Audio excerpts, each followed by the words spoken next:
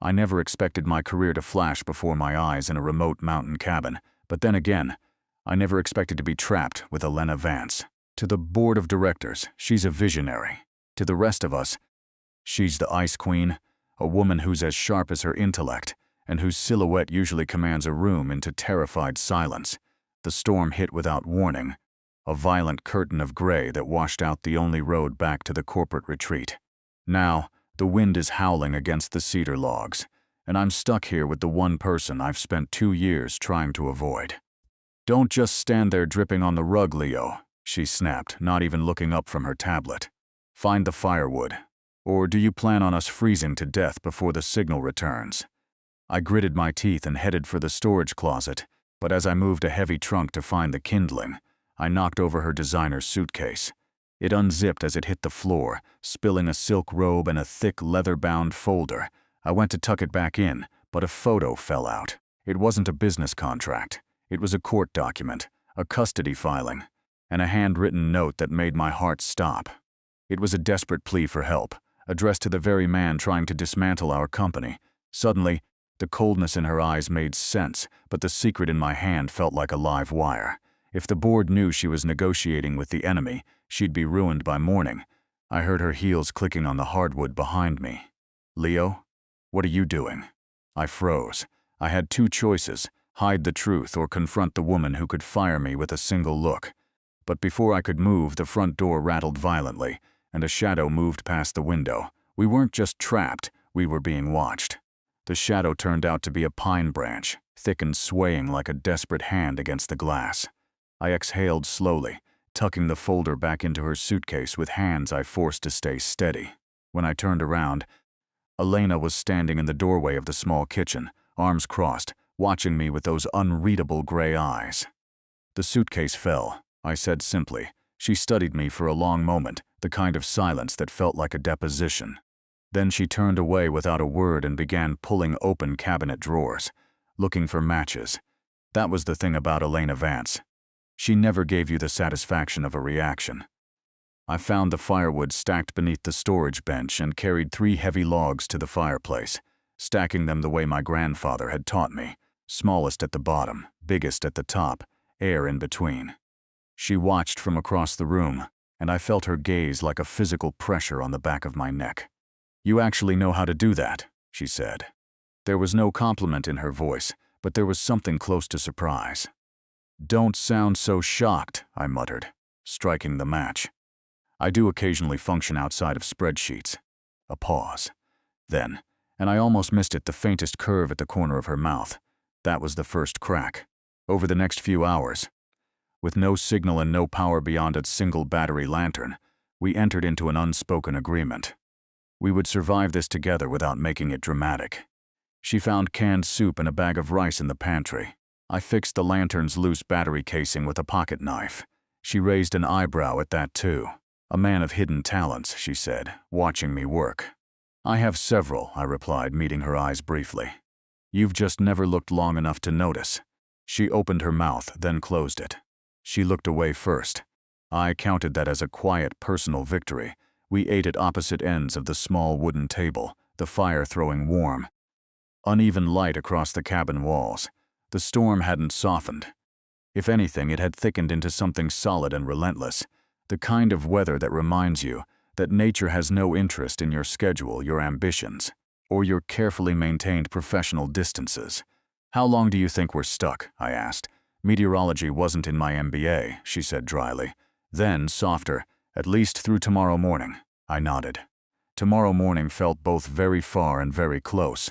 Somewhere around midnight, with the soup long finished and the fire burning low, she pulled a blanket from the bedroom and settled onto the far end of the long couch. I stayed in the armchair, watching the flames. "You can take the bedroom," she said without looking at me. "You took the blanket," I pointed out. "I'll stay here." Another silence. This one was different. Less like a wall and more like a door left slightly open. "Leo," she said quietly, and hearing my name in her voice without the usual professional edge was strange enough to make me look up. "Thank you for the fire." It was such a small thing, but from Elena Vance it felt enormous. "Get some sleep," I said softly. "We'll figure everything else out in the morning." She pulled the blanket higher and turned toward the window, watching the rain streak down the glass. Her silhouette in the firelight, the sweep of her shoulders, the curve of her profile, was so different from the boardroom version of her that for a moment I forgot entirely that she was my boss. I just saw a woman who was tired. And maybe, for the first time, so was I. I woke before she did. The fire had burned down to deep orange embers, and the cabin held that particular stillness that only exists in the hours before dawn, when the world feels suspended between what happened yesterday and whatever is coming next. The storm had softened to a steady, quiet rain, tapping against the roof like a patient reminder that we were still very much stranded. I added 2 logs to the fire and started water boiling on the gas stove. I found instant coffee in the back of the pantry, the kind that tastes more like ambition than actual coffee. But it was warm, and it was something to hold on to. She appeared in the kitchen doorway about 20 minutes later, wrapped in the blanket like a robe, dark hair loose around her shoulders. Without the sharp blazer, without the structured posture she carried like armor, she looked different, softer, dangerously so. "You made coffee," she said, her voice still carrying the rough edge of sleep. "Barely qualifies," I admitted, handing her a mug. "But it's hot." She took it with both hands, and for just a moment our fingers overlapped on the ceramic. Neither of us moved immediately. Then she stepped back, tucking a strand of hair behind her ear, and looked out the window at the gray morning. "Still raining," she observed. "Still raining," I confirmed. We stood in that quiet together, and it didn't feel awkward. That was what surprised me most. By mid-morning, we had exhausted the practical tasks. The fire was steady, the pantry was inventoried.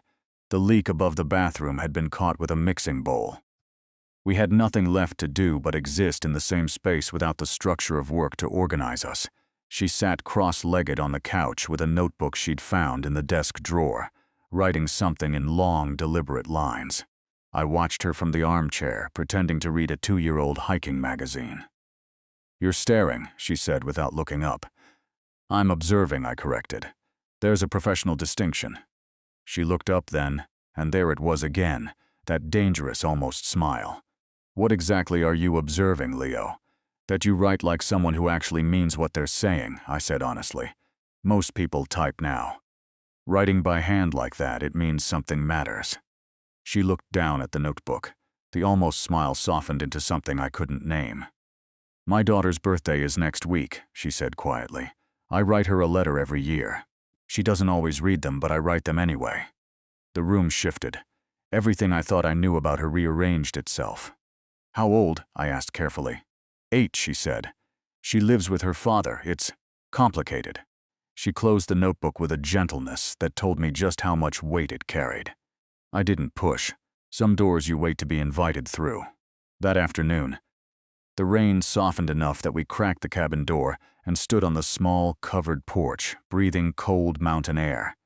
She hugged the blanket around her shoulders, and I leaned against the door frame, close enough that the warmth between us was noticeable. "Can I ask you something personal?" I said. "You can ask," she replied. "I reserve the right to ignore it. Fair enough." I looked out at the tree line. "Why do you work so hard at making people afraid of you?" A long silence stretched between us. The rain filled it. "Because," she finally said, her voice barely above the sound of the drops, "the ones who weren't afraid were the ones who hurt me most." I turned to look at her. She was already looking at me. And in that moment, with rain falling softly and the fire crackling somewhere behind us, something passed between us that neither of us was ready to name, but both of us felt completely. I didn't know whether to step closer or step back. If you have ever stood at that exact edge with someone, that moment where everything could change, you already know how that feels. Like, subscribe, and stay with me, because what happened next changed everything. The moment broke the way most honest moments do. Suddenly, and from the outside, her phone buzzed. One single bar of signal had crept through, just enough to deliver a cascade of notifications that lit her screen like an alarm board. She grabbed it instinctively, and I watched her face change in real time. The softness we'd spent 2 days carefully building, dissolving back into something harder and more familiar. She read in silence. I counted her breaths because I didn't know what else to do. Then she sat down on the porch step, slowly, like her legs had made a quiet decision without consulting the rest of her. Elena. I said her name without the professional distance for the first time. Not Ms. Vance, just Elena. What happened? She held the phone out to me without a word. The headline was from a corporate newswire, the kind of publication that the board reads before breakfast. It was brief, precise, and absolutely devastating. Vance Dynamics CFO under investigation. Anonymous source claims backdoor negotiations with rival firm Hargrove Capital. I felt the folder in her suitcase before I even consciously thought about it. The court document. The handwritten note addressed to the man who had been quietly, methodically trying to acquire our company for 18 months. Marcus Hargrove. My stomach dropped. Elena, I started. Don't. Her voice was quiet, but it had edges again. Whatever you're about to say, don't.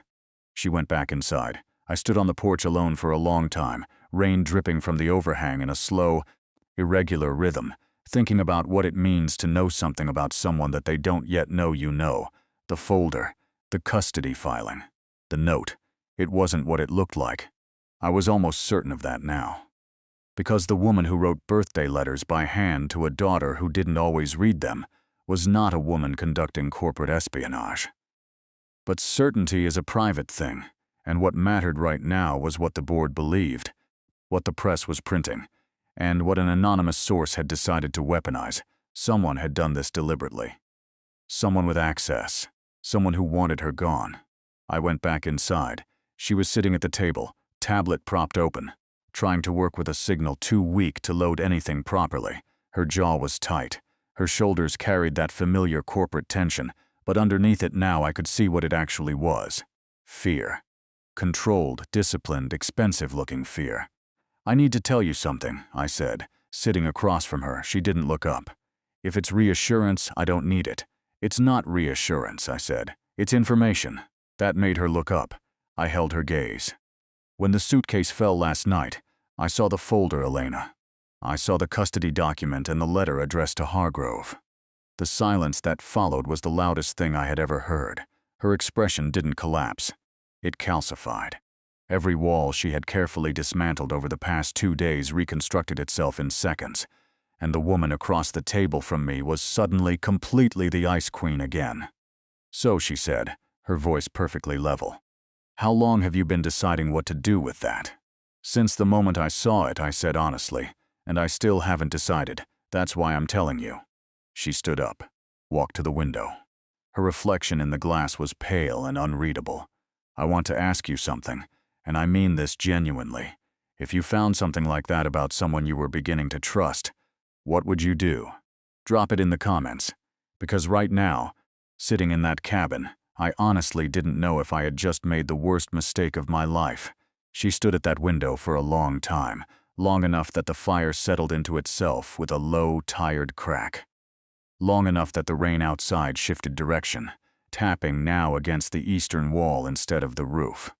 Long enough that I began to understand the silence wasn't anger. It was something more fragile than that. When she finally turned around, her eyes were dry, but the skin beneath them was tight in the way that belongs to someone who has been holding something heavy for far too long. Sit down, Leo, she said quietly, not as my boss, as something else entirely. I sat. She pulled the blanket around her shoulders again, that same blanket she'd carried like a shield since the first night. And she sat across from me at the small table. Between us, nothing but the lantern light and 2 cold coffee mugs and the weight of everything unsaid. The letter, she began, her voice measured and low, was not what you think it was. I didn't assume. Let me finish.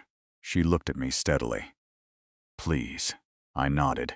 She told me carefully, the way someone speaks when they've rehearsed a version of the truth so many times it has grooves worn into it, but have never actually said it out loud to another person. Marcus Hargrove was not her ally.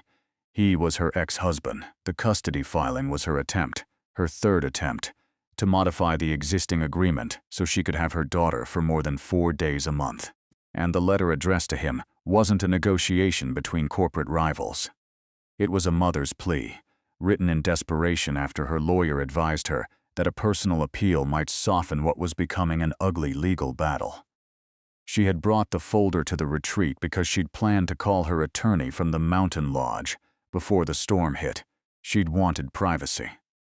She'd wanted a quiet moment away from the office where no one could see Elena Vance being anything less than composed. Instead, she got me. Hargrove found out I was pursuing the custody modification, she said, her voice tightening almost imperceptibly. He has enough connections in this industry to know that a professional scandal would compromise my legal standing. A mother with a corporate misconduct charge against her name doesn't win custody battles. Leo. The room went very still. He leaked the story, I said. She nodded once, the way you confirm something that has already cost you everything just to understand. I sat with that for a moment. The full shape of it. A man using a boardroom to win a personal war, using her career as a weapon against her ability to be a mother.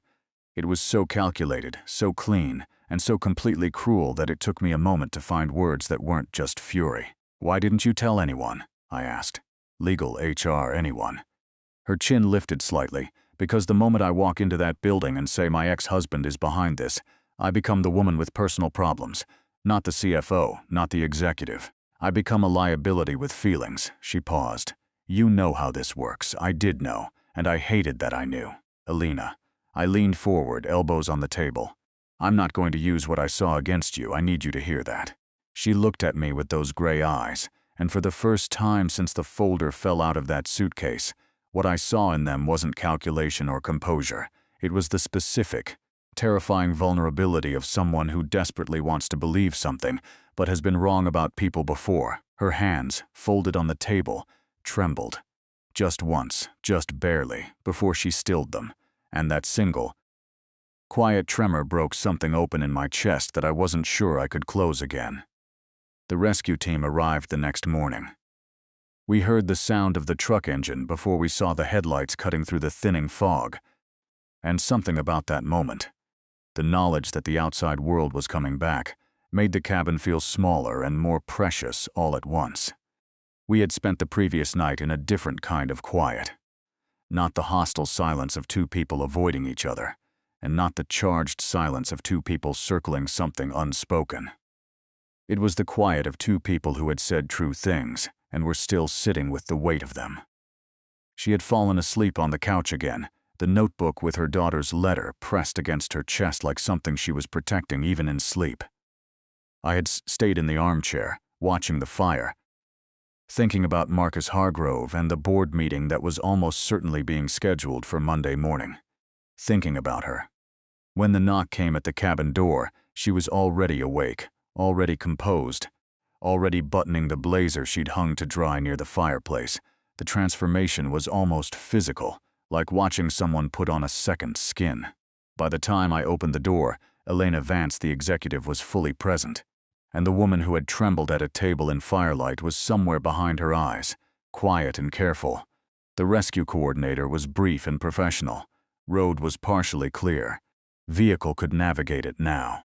We needed to move within the hour before the next weather system arrived. Elena thanked him with precisely the right amount of warmth, enough to be human, not enough to be vulnerable. I watched her do it and felt something ache in my chest. In the hour we had, we packed in near silence. But as I carried the last bag to the door, she stopped me. Leo, I turned.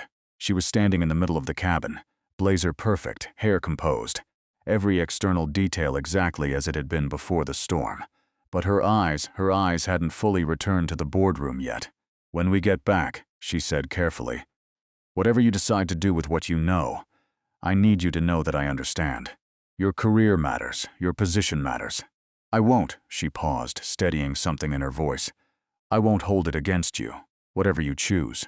She was giving me an exit, a clean, generous, painful exit. I set the bag down. I'm not choosing an exit, Elena, I said quietly. I'm choosing a side. Something moved across her face, fast and unguarded, like light through a break in clouds. Then her jaw tightened and she looked away, because Elena Vance did not cry in front of people. But her throat moved, and her fingers pressed together briefly at her sides. You don't know what that will cost you, she said. Neither do you, I replied, but I know what staying silent would cost me. I took a step toward her. She didn't step back. I've spent 2 years being afraid of you, I said, my voice low. and 2 days realizing that was never the right thing to be afraid of. I looked at her steadily. I'm not walking into that boardroom without you. And I'm not letting Hargrove use a glass building full of people who don't know the truth to destroy something real. She looked up at me then, and the distance between us was close enough that I could see the precise moment the last wall came down. Not dramatically, not with words, but in the way her shoulders released, and she exhaled, and for just a breath, she leaned the faintest degree toward me. "You're going to make my life very complicated, Leo," she whispered. "You've been making mine complicated for 2 years," I said softly. "Consider it even."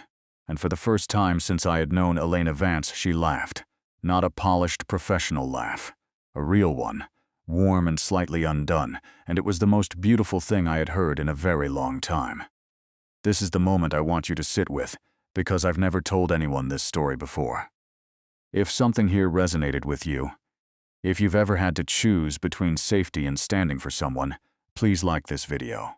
It genuinely helps more than you know. And don't go anywhere, because what happened in that boardroom changed everything. The boardroom was exactly as I remembered it. Cold, glass-walled, and arranged to make you feel like your value was always being assessed. 12 chairs, 12 faces, and at the head of the table, the kind of institutional silence that precedes a verdict. Elena walked in first. I walked in beside her, not behind her. Beside her, I watched the room register this, the small recalibration behind carefully neutral eyes. We were supposed to arrive separately. We were supposed to maintain the careful geography of hierarchy. Instead, we arrived as two people who had spent 3 days in a storm together and come out the other side knowing exactly where they stood. The board chairman, Gerald Foss, set down his pen with the deliberate patience of a man who charged by the hour. "Miss Vance, we have some significant concerns to address." "I'm aware," Elena said, taking her seat with a composure that I knew now was real. Not cold, but earned. "So do I." She presented everything with the precision of someone who had been preparing for this without knowing it. The timeline of Hargrove's acquisition attempts, the legal documentation of the custody dispute, the correspondence that proved the leak had originated from within his communications network, not hers.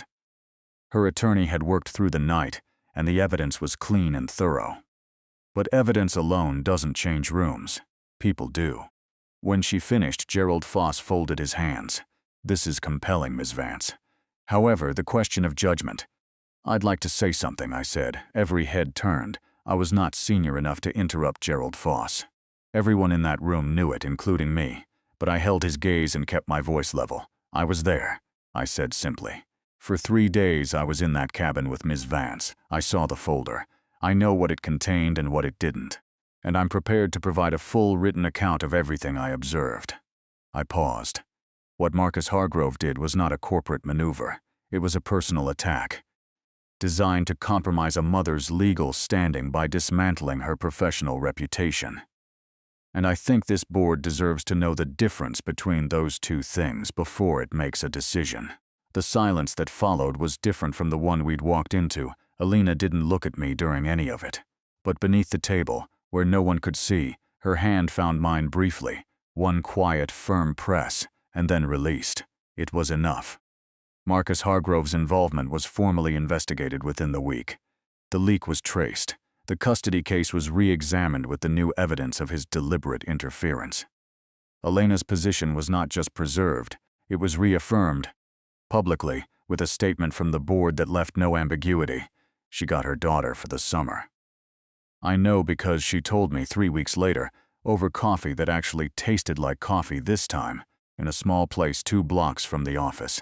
She was wearing something softer than a blazer. Her hair was down, and when she smiled, really smiled, without the professional architecture around it, I thought about a cabin in the mountains and a fire I had built the way my grandfather taught me. "She wants to meet you," Elena said quietly, turning the mug in her hands. I looked up. "My daughter," she clarified, her gray eyes steady and warm and terrifyingly honest. I told her about the man who knew how to build a fire. I felt something settle in my chest, deep and quiet and permanent. "I'd like that," I said. She nodded, the corner of her mouth lifting. "Don't make me say it twice." "Wouldn't dream of it," I said softly, Outside, the city moved in its usual urgent rhythm, indifferent and loud. But inside that small coffee shop, something unhurried and real was beginning, built not on titles or proximity or the drama of a storm, but on the slower, more deliberate architecture of two people who had chosen each other when it was genuinely hard to do so. And that, I think, is the only kind of love worth building.